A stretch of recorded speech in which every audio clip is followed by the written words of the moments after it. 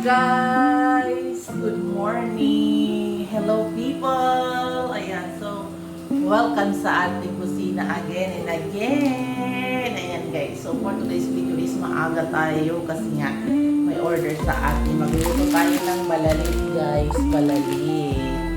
So first, ang gagawin natin is papainitan natin yung ating kalan. Wala yung mantika guys. Kasi ito-toasted natin yung balalit. Ayan. Yun lang.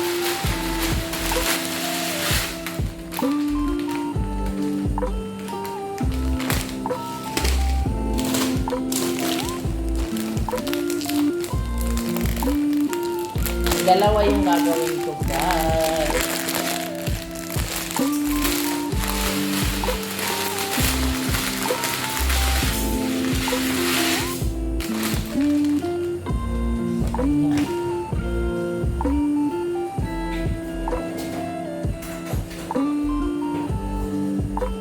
Kailangan natin i-metas-metas.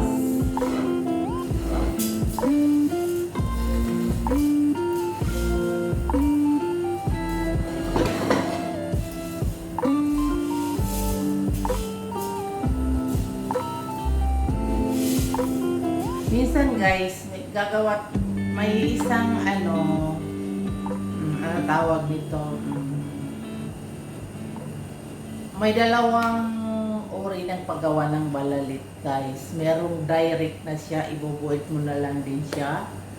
Meron din ito toasted mo siya. Pero ako ngayon, dati yun, ginagawa ko, binubuhit ko lang siya, di ko na siya tinotoasted. Pero ngayon, mas maganda yung tinotoasted. Bakit?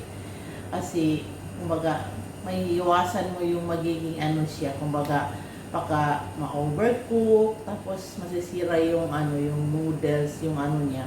Ito siya guys, masisira siya. Nagiging ano, latak. So pag tinosted mo siya, hindi.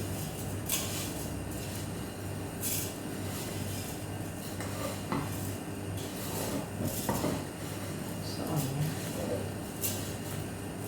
Hirap naman ito is toasted kasi puno siya guys.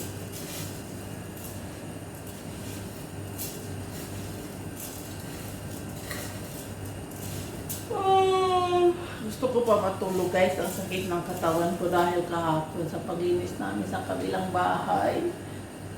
Ay, laban people. Ayan. Sakit lang ng katawan ko guys.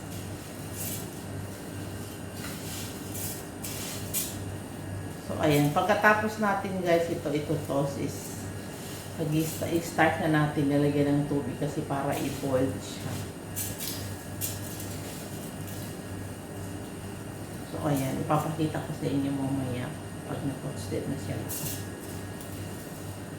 Antayin lang natin medyo lang yung pagka-toasted niya guys.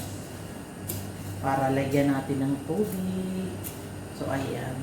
See you mamaya. So, ayan na guys yung ating balalit. Nag-golden na siya. And now is lalagyan natin siya ng tubig para mag-boil. Okay. So, ayan. Keep on watching.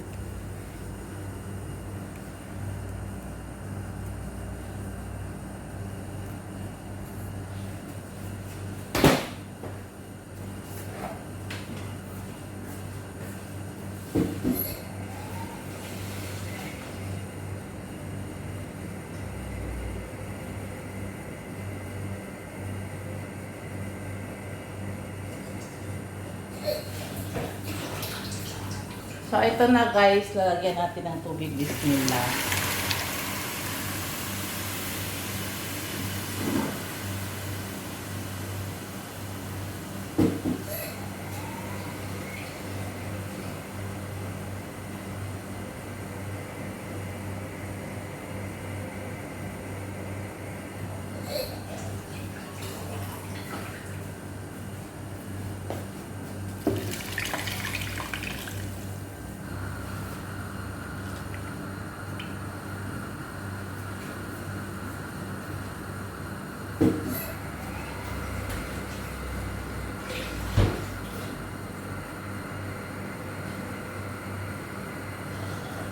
So,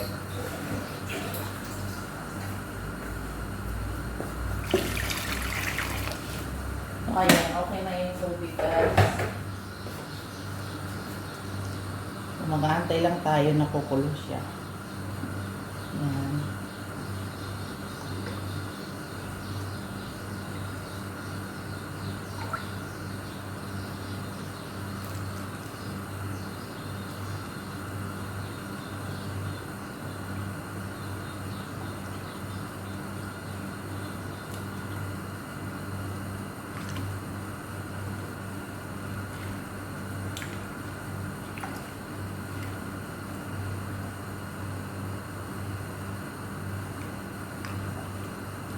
Siguro unang kulo, guys, isinidrain na natin siya.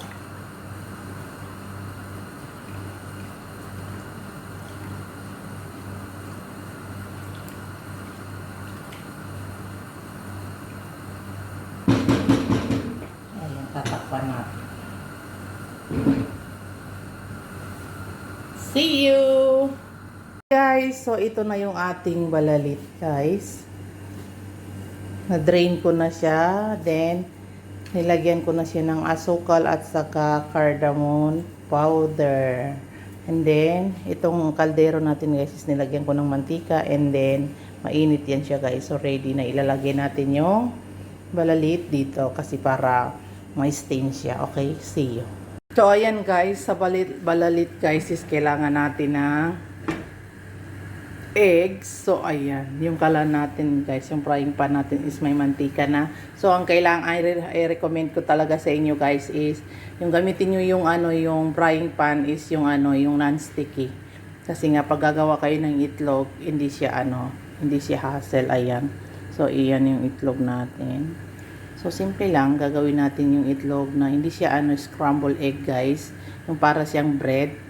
So, ganun. Pakita ko sa inyo mamaya. Bye! So, ayan, guys. Ang gagawin natin ngayon is ilalagay natin sila dito. Kasi, guys, para ito sa baon. Ano to? May party yung anak ng alaga ko. Sa yung anak niya. Pang baby.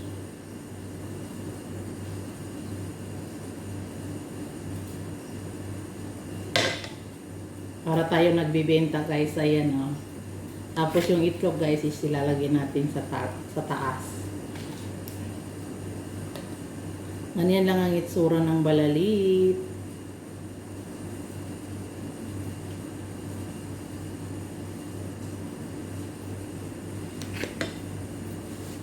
Yan, ganyan. Hi guys! Ito na yung ating balalita. Yan, nakalagay na siya sa cute. Hello, Babo. Yan. Where are you?